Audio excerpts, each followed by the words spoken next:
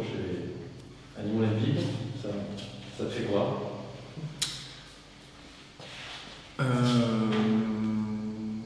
Je pensais qu'il y aurait plus de nostalgie, d'émotion, mais au final, c'est vrai que je reviens quand même tous les ans, que je passe de temps en temps au stade. Donc il n'y a pas cet effet de... Ça fait 8 ans que je suis parti, je viens juste de revenir, je redécouvre un peu tout.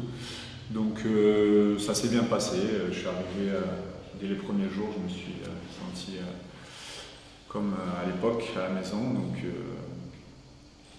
voilà, des sentiments positifs, mais pas spécialement de nostalgie ou d'émotions particulières. Pas de choses à changer en même temps. Tu reconnais un petit peu les lieux Alors les lieux ici, spécialement, ça n'a pas énormément changé. Après, voilà, dans le foot, il y a beaucoup de choses qui changent très vite. Les hommes, les effectifs. Dans l'effectif l'année dernière, il y a encore des joueurs que je connaissais. Là, il y en avait beaucoup moins. Donc voilà, on s'adapte. En 8 ans, tu as eu des occasions de revenir déjà? Tu as été proche de revenir? Une fois, oui, une fois très proche de revenir. Ce n'était pas fait au final, mais je pense que c'était pas le bon moment. C'était Laurent qui était arrivé à me convaincre, mais pas contre ma volonté, bien évidemment, mais c'était pas ma première envie. Donc ça s'était pas fait au final, mais je pense pour le mieux. Qu'est-ce que tu passes pour apporter au groupe?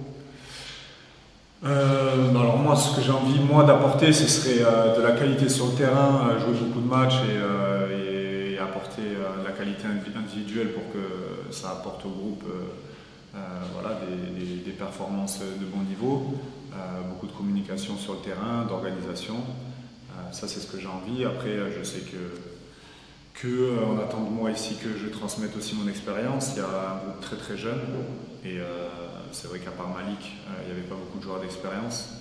Donc voilà, moi j'ai appris comme ça aussi en voyant les plus âgés faire, qui ont vécu une expérience différente. Moi quand je suis arrivé, il y avait Hervé Alicard par exemple, Rouvière aussi qui était là et d'autres, Johnny Ecker, il y avait beaucoup de joueurs d'expérience, mais je parle de ceux qui avaient vécu le plus haut niveau. Et voilà, on apprend juste en les regardant et voilà, moi je vais essayer d'apporter mon professionnalisme et donner quelques conseils sur le terrain, en dehors du terrain et voilà, ça se fait pas du jour au lendemain, mais sur une saison, on essaie de transmettre le maximum.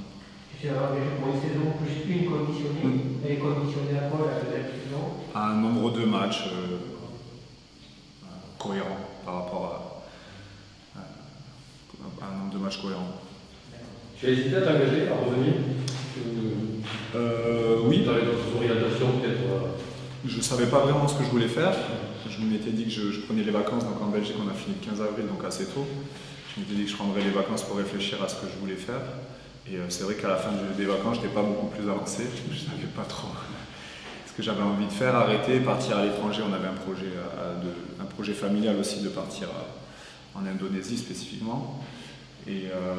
Ou revenir à Nîmes, c'était une des trois options. J'avais pas envie de signer en Ligue 2 ailleurs. Donc c'était dans les trois options à réfléchir. Et c'est vrai que l'opportunité de venir m'entraîner, ça m'a donné la chance de rapidement, au bout de 2-3 entraînements, voir déjà que j'avais vraiment envie de rejouer. Je n'ai pas fait une bonne saison l'année dernière, donc j'avais pas envie de finir là-dessus. Et voilà, en plus, il y a un bon staff, il y a une bonne équipe de joueurs, donc les trois additionnés, ça m'a rapidement convaincu de vouloir signer ici. Tu es passé par la Turquie, par la Belgique dernièrement, c'était Eupen, je crois. Eupen. Ça s'est pas très bien passé ces expériences-là? Tu n'as pas trop joué? En Turquie, ça s'est bien passé pour moi, mais le club était dans une situation très compliquée, donc j'ai préféré partir. Mais là, j'ai encore 2-3 amis qui sont là-bas, ça se passe beaucoup mieux, et voilà, je suis tombé dans une mauvaise période. On n'a pas eu de réussite en début de championnat, et voilà, la Turquie c'est un peu spécial, donc voilà, je suis pas tombé sur une bonne période. Et à Eupen, si, ça s'est très bien passé la première saison, la deuxième saison un peu moins, mais ce serait trop long de rentrer dans les détails. Mais oui, la dernière saison, c'est pas très bien passé sur tous les plans. Tu n'as pas eu trop de temps de jeu, c'est ça? J'ai pas eu de temps de jeu, j'ai eu une blessure en janvier qui m'a... Comme en Belgique on finit super tôt, quand tu rates janvier, février, mars, c'est là où il y a tous les matchs. Donc c'était à ce moment-là en plus que j'avais ma chance parce que on changeait de coach. Donc voilà, j'ai un peu tout raté l'année dernière et ça s'est pas bien passé non plus. Voilà. à plusieurs niveaux, mais c'était une bonne expérience quand même. Tu as un peu revanchard par rapport à ça? Tu as envie de faire une saison sympa un peu? Oui, c'est vrai que j'avais vraiment dans l'idée de la première saison avec Ben, c'était bien passé, de faire une bonne saison et peut-être arrêter. C'était dans la réflexion. Et donc c'est pour ça qu'à la fin de la saison, je ne m'étais pas du tout dit que j'allais arrêter. Je me suis dit on verra, mais c'est vrai que j'avais pas envie de finir là-dessus, donc me laisser une chance de finir sur une meilleure saison. Il y a une notion de plaisir aussi pour ces 2 saisons à venir qui vont. Ouais, elle existe déjà depuis 1 ou 2 années dans les critères avec l'âge et aussi de se faire plaisir. Moi j'ai vécu vraiment de très belles années à Nîmes au niveau du groupe de joueurs. On a vraiment passé des super moments. J'en ai eu un peu moins à l'étranger, donc c'est vrai que retrouver ça ce serait cool. Et ça participe aussi. Voilà, je pense qu'un joueur qu'il soit performant, il faut aussi qu'en dehors il y ait une bonne atmosphère. Donc j'espère que tous ces éléments vont tourner dans le même sens. Comment tu te sens physiquement? Très bien, très bien. Franchement, je suis arrivé, j'étais déjà entraîné, heureusement, parce que on a bien enchaîné les entraînements. Les entraînements, je les ai bien aussi gérés. Là, je commence vraiment à... Là, ça va être parfait. Là, encore 1 ou 2 semaines, je commence vraiment à... Bon, à part aujourd'hui, j'ai pris un coup dans le mollet. On verra comment ça va évoluer là jusqu'à demain. Mais sinon, pour l'instant, sans accroc et voilà, comme tout le monde, au fur et à mesure, on construit physiquement. Après, voilà, la saison est longue. Donc, on va faire ça étape par étape. Est-ce que tu as envie de répondre à ceux qui sont inquiets du fait que tu as 35 ans le 4 juillet, je crois, du tout? Oui. Ils sont inquiets par rapport à ton âge. Est-ce que tu as envie de leur dire? Je suis encore enfant, je vais te donner, je sais pas. Inquiet, c'est normal. Moi-même, j'ai pas d'inquiétude spéciale parce que je me sens vraiment bien. Et là, les derniers jours ont prouvé que je me sens bien. Après, il y a des doutes, ils existent. Voilà, je pourrais les cacher, mais il y a des doutes d'une seule raison, c'est que l'année dernière, j'ai pas beaucoup joué et je peux pas savoir aujourd'hui quel effet ça va avoir. Le fait que l'année dernière, j'ai pas beaucoup joué, de remettre la machine en route et enchaîner des matchs. Voilà, c'est là où il y a un point d'interrogation.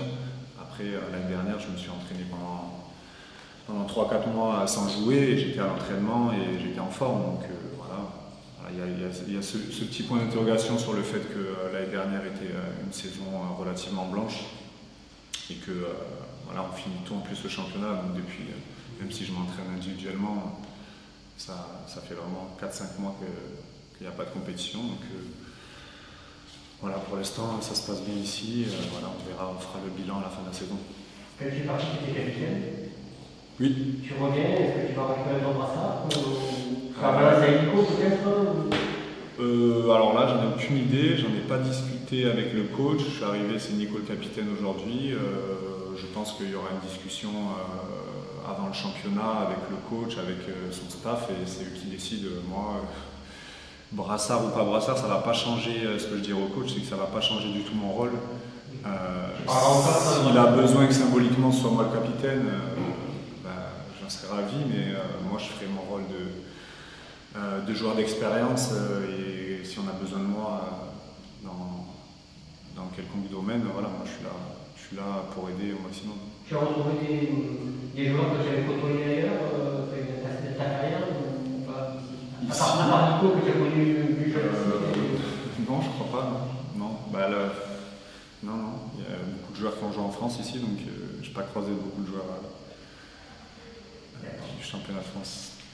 Thibaut, sur ta carrière en Belgique, comment ça se fait que c'est en Belgique que ça fait En fait, quand je suis parti de Nîmes, où j'étais en fin de contrat, j'avais qu'un club, donc moi je priorisais la Ligue 1. Les saisons d'avant, j'avais failli partir une fois à Bordeaux, une fois à Lens, mais ça ne s'était pas fait. Mais l'année où j'étais en fin de contrat, j'ai pas eu d'offre supérieure à Niort. Il y avait Niort vraiment qui faisait le forcing. J'ai hésité un petit peu parce qu'ils m'ont bien convaincu, mais la finalité c'était que moi je voulais sortir de l'image joueur de Ligue 2. Je pense que c'est une des raisons pour lesquelles j'ai pas sauté le pas en Ligue 1, c'était que j'étais étiqueté un petit peu joueur de Ligue 2. Donc c'est pour ça que je voulais partir à l'étranger pour casser un peu cette image. Et voilà, je suis arrivé à Courtrai parce que c'était l'offre que j'avais. Et voilà, j'ai eu la chance de tomber dans une bonne équipe. Et ça donne un petit coup de boost à ma carrière. Donc moi j'ai été très bon là-bas, mais c'est vrai que je suis tombé dans une équipe où En saison régulière, on a été 2, 3e toute la saison, donc tous les joueurs après sont partis dans des bons clubs. Donc c'est vrai que ça a pas mal aidé à me faire décoller. Tu es les champions, voilà, donc 1 an et demi à Courtrai, et après 3 ans et demi et 4 saisons à Bruges, où j'ai retrouvé Ludo Butel. Et franchement, ouais, footballistiquement parlant, c'était incroyable. C'est un club incroyable qui s'est construit aussi quand je suis arrivé, parce qu'ils n'avaient pas été champions pendant 11 ou 13 ans, je ne sais plus, 13 ans je crois. Quand moi je suis arrivé, 6 mois après, on était champion. Et après, j'ai encore fait 3 saisons, on a fait 2 fois deuxième et une deuxième fois champion. Et là, depuis que je suis parti, ils continuent leur ascension, où ils sont champions 2 fois sur 3 et le club grandit fortement. Et voilà, j'ai vu ce que c'était un vrai club européen. Donc voilà, cette expérience-là aussi, j'espère que ça me servira ici. La Ligue 1, c'est la banque? Non, pas du tout. Non. Voilà. Pas du tout. Moi, j'ai toujours dit, même quand j'ai signé à Courtrai, où on jouait le milieu de tableau, j'ai dit, moi, je préfère jouer le haut de tableau en Belgique. Il y a 3-4 clubs surtout qui sont vraiment forts. Je préfère me donner la chance de jouer des Coupes d'Europe. Donc, je ne pensais pas à la Ligue des Champions, mais plutôt à l'Europa League à ce moment-là.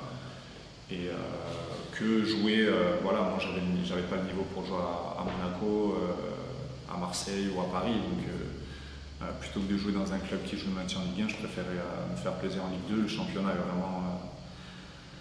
vraiment intéressant, très offensif, il y a du monde dans les stades, donc c'était vraiment une belle expérience. Ton premier match de postérieur, ça va être un petit peu plus fort émotionnellement? C'est possible, c'est possible. Là, ouais, là, le premier match amical, déjà reporter le maillot, c'était plus fort que venir ici, j'ai l'habitude, mais déjà porter le maillot, c'était déjà quelque chose de... Voilà, j'ai une forme de fierté de reporter ce maillot, le faire en match officiel. Voilà, ça, même là, de le dire, ça me met des petits frissons. Donc non, c'est bien, ouais, je suis content. T'as dit quoi, rajeuni? Oui. Ouais, non, pas rajeuni. Non, ça rajeunit pas, non.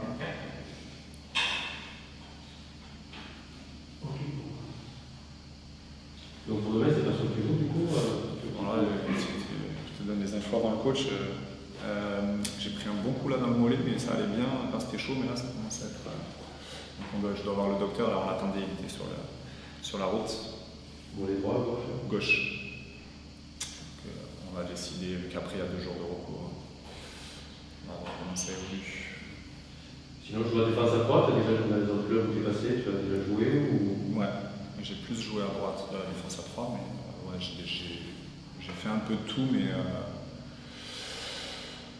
j'ai joué 2 ans à Bruges sur les 4, 2 ans à 3, et à Eupen on a pas mal bougé, donc j'ai joué un peu tout. Parce que là, toujours sur le match, c'était plutôt... Oui, si, je pense que si je joue, le coach faudra jouer à 3. Bon, après, il faut qu'il y ait l'effectif pour jouer à 3 derrière, mais c'était l'idée, je pense. Ça change de quoi? 3 ou 2 pour toi ou...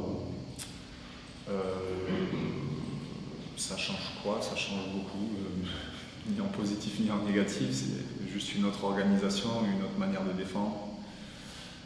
Voilà, je pense que c'est plus intéressant avec le ballon. Ça pour moi c'est clair, j'ai joué les 2.